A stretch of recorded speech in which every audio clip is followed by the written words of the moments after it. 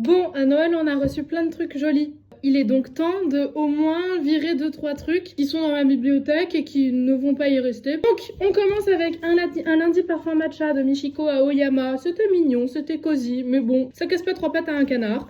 C'est un peu une suite de nouvelles, faut vraiment l'imaginer comme ça, qui suit dans le même café, dans la même zone. Vraiment, c'est vraiment comme une petite suite de nouvelles avec des personnages qui se connaissent, quoi. 2 livres que je n'ai pas lus, que j'ai récupérés en boîte à livres il y a assez longtemps, je dirais 2-3 ans.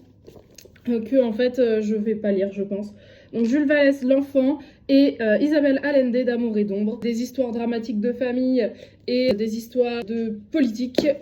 En fait, j'ai plus envie de lire ça, donc du coup, ça s'en va. Cette année, je l'ai lu, Le mec de la tombe d'à côté de Katharina Mazetti. Il paraît qu'il existe en film, faudrait que je le regarde. J'ai bien aimé cette lecture, c'est ma maman qui me l'a prêté après l'avoir lu et m'a dit tu t'en fais ce que tu veux une fois que tu l'as fini. J'ai pas spécialement envie de le garder dans ma bibliothèque, alors du coup, il s'en va.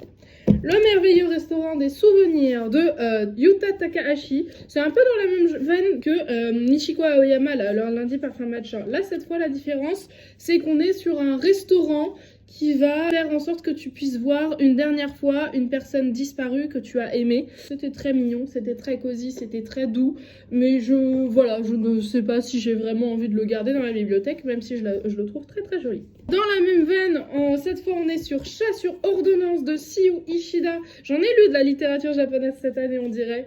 Pareil, là cette fois c'est parce que c'est un psychiatre qui va prescrire des chats pour différents maux des patients qui viennent le voir. Bon, écoutez, c'était très mimi, mais pareil, je suis dans la même vibe. Hein. C'est très mignon, mais est-ce qu'on a vraiment envie de le garder? Bon, c'est pas forcément nécessaire.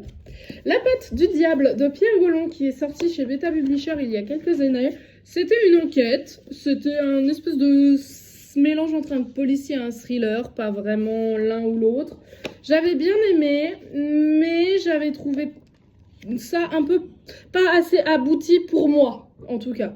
Donc je l'ai bien aimé, mais je me dis que si quelqu'un d'autre pourra le préférer, je pense que ce sera mieux pour les autres. Et enfin, le dernier livre dont je me sépare, il s'agit des Oiseaux d'argile de Christian Léaurier, qui est un recueil de nouvelles de fantasy, non, de SF, pardon.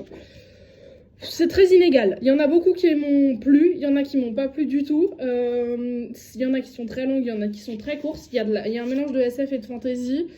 Bon, il y a des choses bien sympas, il y a des choses qui m'ont beaucoup moins plu. Écoutez, voilà. J'espère que ce petit réel très rapide qui fait 4 minutes, mais très rapide quand même, vous aura plu. Je vous souhaite de bonnes fêtes de fin d'année. Ciao!